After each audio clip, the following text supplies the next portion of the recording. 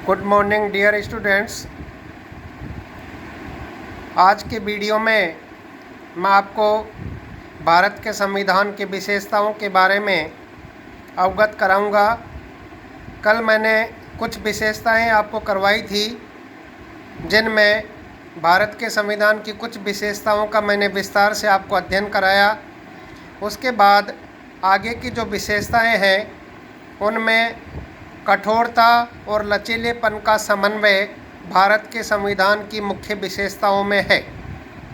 जैसा कि आपको विदित है, भारत का संविधान कठोरता और लचीलेपन दोनों का समन्वय है और इस कठोर और लचीलेपन के समन्वय को संविधान के संदर्भ में संशोधन की दृष्टि से हम इसका अध्ययन करते हैं कि भारत के संविधान में किस प्रकार संशोधन किया जा सकता है, जिसका उल्लेख भारतीय संविधान के अनुच्छेद 368 में किया गया है। भारत के संविधान में कुछ प्रावधान ऐसे हैं जिनके आधार पर ये बताया गया है, अनुच्छेद 368 में 3 प्रकार से भारत के संविधान में संशोधन हो सकता है। साधारण बहुमत से, 2/3 बहुमत से। 2/3 बहुमत का तात्पर्य होता है कि संसद में उपस्थित और मतदान में भाग लेने वाले सदस्यों के 2/3 बहुमत के साथ साथ आधे से अधिक राज्यों के विधानमंडलों की स्वीकृति होनी चाहिए। इस प्रकार भारत के संविधान में 3 प्रकार से संशोधन होता है, साधारण बहुमत से, 2/3 बहुमत से और 2/3 बहुमत के साथ साथ आधे से अधिक राज्यों के विधानमंडलों की स्वीकृति से। भारत के संविधान में प्रावधान किया गया है कि चूंकि कई बार ऐसी परिस्थितियां हो जाती हैं जिनमें तत्काल संशोधन की आवश्यकता होती है, इसलिए साधारण बहुमत से भारत के संविधान में संशोधन किया जा सकता है। लेकिन कुछ प्रावधान ऐसे हैं जिनमें संसद में उपस्थित और मतदान में भाग लेने वाले सदस्यों के 2/3 बहुमत से संशोधन की आवश्यकता होती है। इसी प्रकार भारत के संविधान में कुछ प्रावधान ऐसे हैं जिनका संबंध राज्यों से भी होता है, इसलिए 2/3 बहुमत के साथ साथ आधे से अधिक राज्यों के विधानमंडलों की स्वीकृति की भी आवश्यकता होती है। इसलिए भारत के संविधान में कठोरता और लचीलेपन दोनों का समन्वय किया गया है। अगली विशेषता है संसदात्मक शासन व्यवस्था। संसदात्मक शासन व्यवस्था, जैसा कि मैंने आपको पूर्व में अवगत कराया था कि भारत में संसदात्मक शासन व्यवस्था को हमने ब्रिटेन के संविधान से ग्रहण किया है और संसदात्मक शासन व्यवस्था का तात्पर्य ये होता है कि भारत में संसदीय शासन व्यवस्था का रूप इसलिए बनाया गया है क्योंकि यहाँ नाम मात्र की और वास्तविक कार्यपालिका में भेद पाया जाता है। नाम मात्र की कार्यपालिका से तात्पर्य होता है राष्ट्रपति से और वास्तविक कार्यपालिका से तात्पर्य होता है उसकी वास्तविक शक्तियों का प्रयोग मंत्रिमंडल करता है, जिसका मुखिया प्रधानमंत्री होता है। देखिए, आपको मैं इनकी विशेषता बताऊं संसदात्मक शासन व्यवस्था की। इससे पूर्व 2 प्रकार की शासन व्यवस्था होती है। संसदात्मक शासन व्यवस्था, जिसको पार्लियामेंट्री सिस्टम कहते हैं, और दूसरी होती है अध्यक्षात्मक शासन व्यवस्था, जिसको प्रेसिडेंटियल सिस्टम कहते हैं। ब्रिटेन और भारत में संसदात्मक शासन व्यवस्था है और अमेरिका में अध्यक्षात्मक शासन व्यवस्था है।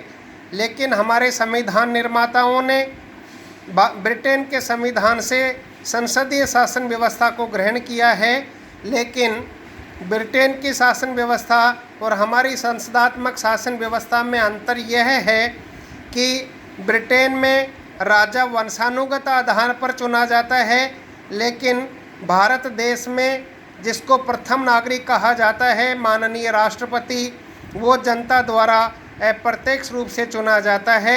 इसलिए ब्रिटेन की और भारत की संसदात्मक व्यवस्था में अंतर यह है कि ब्रिटेन में राजा वंशानुगत आधार पर चुना जाता है, और हमारे यहाँ का राष्ट्रपति जो गणतंत्रात्मक रूप में जाना जाता है, गणतंत्र के रूप में जाना जाता है, वो जनता द्वारा अप्रत्यक्ष रूप से चुना जाता है। ये मुख्य फर्क है। संसदीय प्रणाली को सरकार के वेस्टमिनिस्टर रूप, उत्तरदायी और मंत्रिमंडलीय सरकार के नाम से भी जाना जाता है। अब इसकी विशेषताएं हैं नाम मात्र की और वास्तविक कार्यपालिका में अंतर।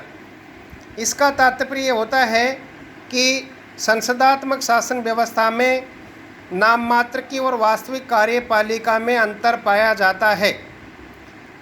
राष्ट्रपति नाम मात्र का शासक होता है और उसकी वास्तविक शक्तियों का प्रयोग मंत्रिमंडल करता है, जिसका मुखिया देश का प्रधानमंत्री होता है। तो संसदात्मक शासन व्यवस्था का रूप भारत में देखने को मिलता है, क्योंकि यहाँ का राष्ट्रपति नाम मात्र का शासक होता है और उसकी वास्तविक शक्तियों का प्रयोग मंत्रिमंडल करता है, जिसका मुखिया प्रधानमंत्री होता है। नेक्स्ट विशेषता है व्यवस्थापिका और कार्यपालिका में घनिष्ठ संबंध पाया जाता है, जो कि भारत में विद्यमान है। कार्यपालिका मीन्स मंत्रिमंडल होता है, व्यवस्थापिका का मतलब संसद होता है, और कार्यपालिका मीन्स मंत्रिमंडल के सदस्य, व्यवस्थापिका मीन्स संसद के सदस्यों में से चुने जाते हैं, और कार्यपालिका मीन्स मंत्रिमंडल के सदस्य व्यवस्थापिका के प्रति उत्तरदायी होते हैं, व्यवस्थापिका के प्रसाद पर्यंत तक अपने पद पर कार्य करते हैं।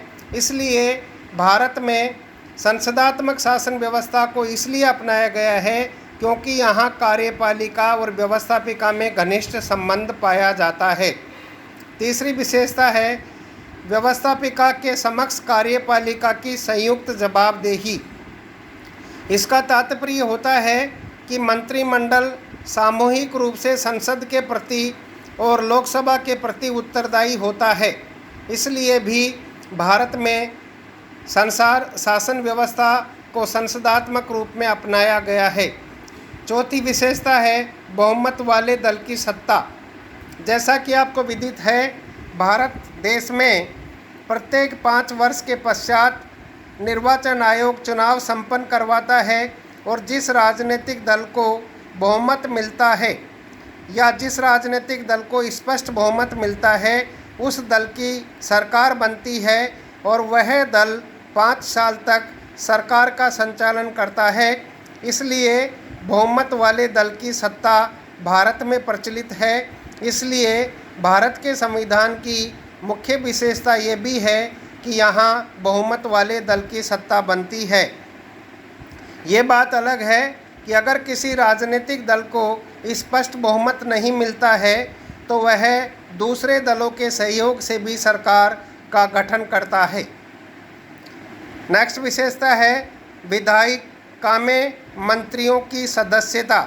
इसका मतलब ये होता है कि जो मंत्रीगण होते हैं, जो कार्यपालिका कहलाते हैं, वो संसद के सदस्य भी होते हैं, क्योंकि पहले चुनाव लड़ना होता है, उसके बाद लोकसभा के सदस्य बनते हैं। लोकसभा का सदस्य बनने के लिए ही चुनाव लड़ा जाता है, और ये लोकसभा के सदस्य ही मंत्री बनते हैं। इसलिए वो संसद के सदस्य या व्यवस्थापिका के सदस्य भी होते हैं। ऐसी व्यवस्था भी भारत के संविधान में प्रचलित है।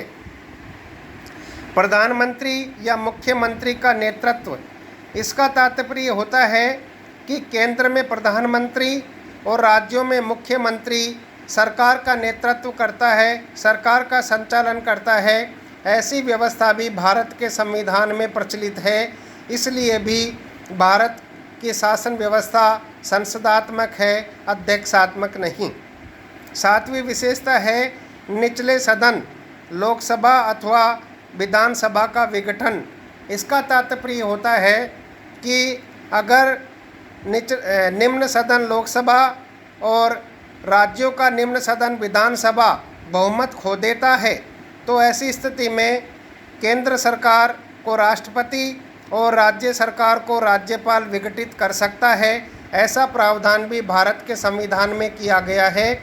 इसलिए भारत की शासन व्यवस्था संसदात्मक शासन व्यवस्था है। अगली विशेषता है एकात्मकता की ओर झुकाव के साथ साथ संघीय व्यवस्था अर्थात एकात्मक लक्षणों सहित संघात्मक शासन व्यवस्था। इसका तात्पर्य होता है कि भारत की शासन व्यवस्था एकात्मक के साथ साथ संघात्मक है या भारत की शासन व्यवस्था में संघीय लक्षण होने के बावजूद भी एकात्मकता की ओर अधिक झुकाव है। आपसे मैं ये प्रश्न पूछूं कि what do you mean by federal system. इसका तात्पर्य होता है कि संविधान द्वारा संघीय सरकार की स्थापना की गई है और संघीय व्यवस्था का मतलब होता है केंद्र और राज्यों के बीच शक्तियों का विभाजन। तो भारत के संविधान में कुछ ऐसी विशेषताएं हैं जिनके अध्ययन करने से ये प्रचलित होता है या जिनका अध्ययन करने से ये लगता है कि भारत की शासन व्यवस्था का स्वरूप संघात्मक है।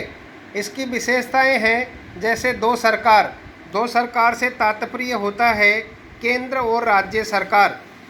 दूसरा है शक्तियों का विभाजन। इसका तात्पर्य होता है कि केंद्र और राज्यों के बीच शक्तियों का विभाजन भारत के संविधान में किया गया है। जैसा कि आपको विदित है 3 सूचियों के आधार पर केंद्र और राज्यों के बीच शक्तियों का विभाजन किया जाता है, संघ सूची, राज्य सूची और समवर्ती सूची। संघ सूची पर केंद्र सरकार कानून का निर्माण करती है, राज्य सूची में उल्लेखित विषयों पर राज्य सरकार कानून का निर्माण करती है और समवर्ती सूची में उल्लेखित विषयों पर केंद्र और राज्य सरकार दोनों को कानून निर्माण का अधिकार होता है। लेकिन आपको ये जानकारी होनी चाहिए कि अगर समवर्ती सूची के किसी विषय पर कानून निर्माण को लेकर केंद्र और राज्यों के बीच विवाद उत्पन्न हो जाता है तो ऐसी स्थिति में केंद्र सरकार का निर्णय अंतिम और मान्य होगा। तीसरी विशेषता है लिखित संविधान। इसका तात्पर्य होता है कि भारत में चाहे केंद्र सरकार हो चाहे राज्य सरकार हो, भारत का संविधान पूरी तरह से लिखित संविधान है और केंद्र और राज्य सरकार इन लिखित संविधान में दिए गए प्रावधानों के अनुसार कार्य करने के लिए बाध्य हैं। इसलिए भी भारत की शासन व्यवस्था संघात्मक है। चौथी विशेषता है संविधान की सर्वोच्चता। देखिए, जैसा कि आपको मैंने पहले भी बताया था कि भारत देश में संविधान सर्वोच्च है, संविधान सर्वोपरि है। संविधान का उल्लंघन करने का मतलब है शासन व्यवस्था का उल्लंघन करना। तो केंद्र और राज्य सरकार दोनों इस बात के लिए बाध्य हैं कि जो संविधान में प्रावधान किए गए हैं उन्हीं नियमों और उन्हीं कानूनों के अनुसार उस शासन व्यवस्था का संचालन होना चाहिए। संविधान का उल्लंघन होने पर न्यायालय ऐसे कानूनों को अवैध घोषित कर सकता है। इसलिए भारत में संविधान सर्वोपरि है। इस कारण भी भारत की शासन व्यवस्था संघीय शासन व्यवस्था है। पांचवा है संविधान की कठोरता। इसका तात्पर्य है कि जैसा मैंने अभी आपको बताया कि भारत का संविधान कठोर संविधान है। इसमें कुछ बातों को छोड़कर अधिकांश बातों में 2/3 बहुमत से संशोधन होता है और 2/3 बहुमत के साथ साथ आधे से अधिक राज्यों के विधानमंडलों की भी स्वीकृति आवश्यक होती है। इसलिए भारत के संविधान में संशोधन आसानी से नहीं किया जा सकता। राज्यों के विधानमंडलों की भी स्वीकृति की आवश्यकता होती है। इसलिए भारत का संविधान कठोर संविधान होने के कारण राज्यों की सहमति के कारण भी संघीय शासन व्यवस्था सा प्रतीत होता है। छठी विशेषता है स्वतंत्र न्यायपालिका एवं द्विसदनात्मकता। इसका तात्पर्य होता है कि हमारे देश में न्यायपालिका को पूरी तरह स्वतंत्र किया गया है। व्यक्ति के मूल अधिकारों का उल्लंघन होने में या संविधान का उल्लंघन होने में न्यायपालिका ऐसे कानूनों को अवैध घोषित कर सकती है। इसलिए भी भारत की शासन व्यवस्था संघीय शासन व्यवस्था है और भारत में एकमात्र सर्वोच्च न्यायालय की स्थापना की गई है और उस सर्वोच्च न्यायालय में केंद्र और राज्य सरकार दोनों के विवादों का समाधान किया जाता है। इसलिए भारत की शासन व्यवस्था संघात्मक है। अब आप इनके बावजूद भी, इतनी सारी संघात्मक व्यवस्था के बावजूद भी भारत के संविधान में कुछ ऐसी विशेषताएं भी हैं जिनसे ऐसा लगता है कि भारत का संविधान संघीय व्यवस्था से परिपूर्ण नहीं होकर उसके हमारे संविधान में एकात्मक लक्षण अधिक हैं, जिससे प्रतीत होता है कि भारत का संविधान संघीय संविधान की अपेक्षा एकात्मक अधिक है। जैसे एकल संविधान, अर्थात अगर केंद्र और राज्यों के बीच या जहां संघात्मक व्यवस्था है वहां केंद्र और राज्यों के लिए अलग अलग संविधान होना चाहिए, लेकिन भारत देश में संविधान एक है, अर्थात राज्यों के लिए अलग संविधान नहीं है।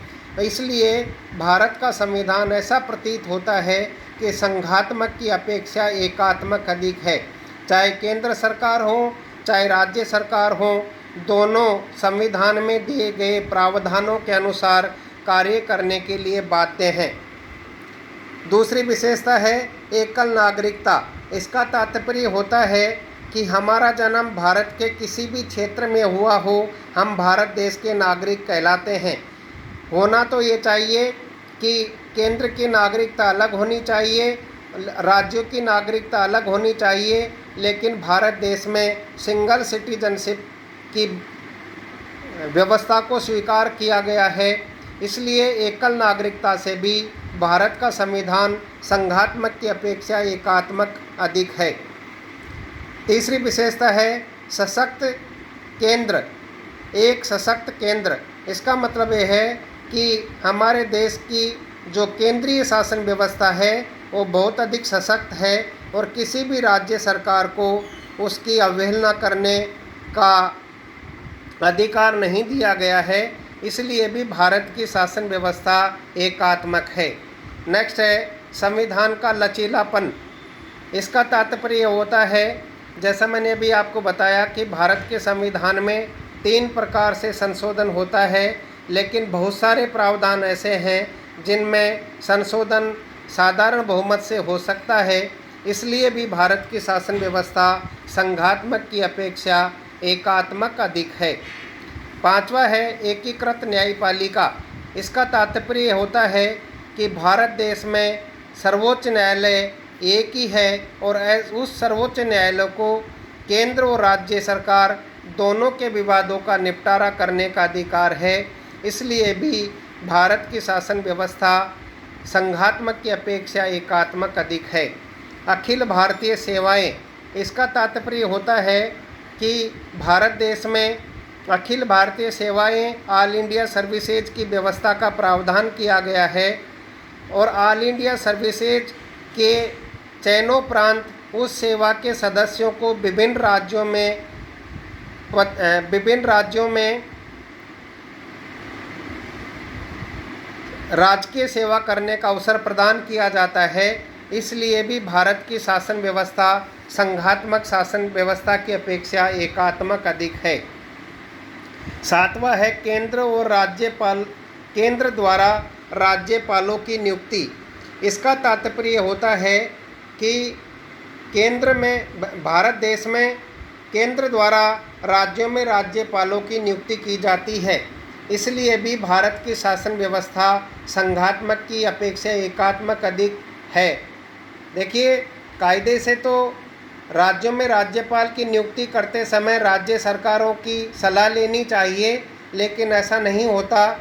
जिस व्यक्ति को या जिस सदस्य को केंद्र सरकार राज्यपाल के लिए नाम राष्ट्रपति महोदय के पास भेजता है, राष्ट्रपति उसी व्यक्ति को उस राज्य का राज्यपाल नियुक्त करता है।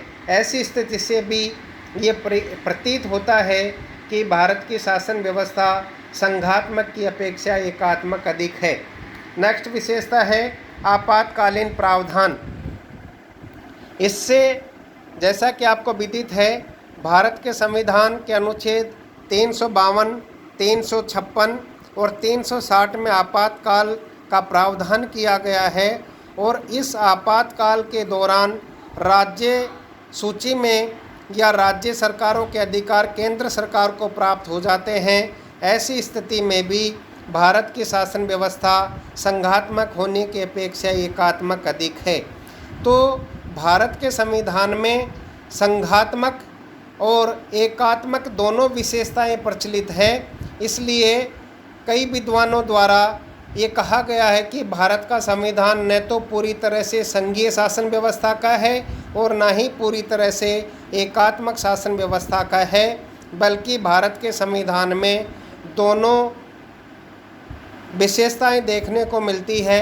इसलिए भारत का संविधान अर्ध संघात्मक शासन व्यवस्था वाला संविधान है, जिसको विभिन्न विद्वानों ने अलग अलग नामों से प्रतीत किया है। इसी वजह से भारतीय संविधान को एकात्मकता की भावना से परिपूर्ण संघ केसी वेयर ने कहा है तथा बार्गेनिंग फेडरलिज्म मॉरिस जोन्स कहते हैं, कोऑपरेटिव फेडरलिज्म ग्रेनविल ऑस्टिन कहते हैं और federation with A centralising tendency Ivoire ginning ने इसको नाम दिया है। अर्थात भारत का संविधान एकात्मक और संघात्मक दोनों का मिश्रण है। यह अर्ध संघात्मक सा प्रतीत होता है। तो ये थी भारत के संविधान की कुछ विशेषताएं जो मैंने आपको अवगत कराई। इसमें कोई आपका क्वेश्चन है तो आप पूछ सकते हैं। मेरे व्यक्तिगत नंबर पर भी आप संपर्क कर सकती हैं। इसके आगे कल। धन्यवाद।